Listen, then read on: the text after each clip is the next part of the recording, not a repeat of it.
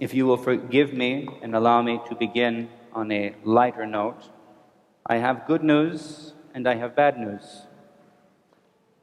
The good news, the bad news. The good news is that it's going to be a long sermon on top of the long service, because the Holy Fathers, as it says in the booklet, have ordained that on this Holy Thursday we commemorate 4 things, not just one. The washing of the feet, the mystical supper, which is to say the mysteries of Holy Communion, the high priestly prayer, and finally the betrayal of the Lord itself.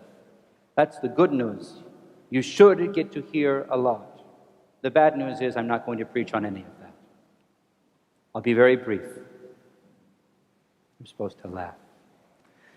This is something of an oasis in the course of Holy Week. The church is brightly lit, although it is evening. The priest wears brighter vestments instead of the purple of mourning, and yet we stand on the brink.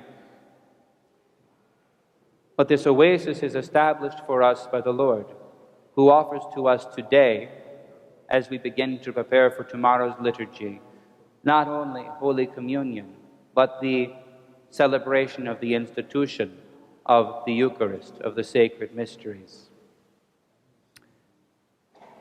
We have spoken in the past several years very much of how we are to approach the mysteries, how we are to approach the Lord in Holy Communion, how we are to come into the church offering ourselves, our lives, one another, and all that we are to Christ our God. And then we are to receive Him who gives Himself to us, as we may think, in exchange. And this is true, except that it begins to feel like just another economic transaction. I give you this, you give me that. Tit for tat. We give ourselves to the Lord, so He gives Himself to us.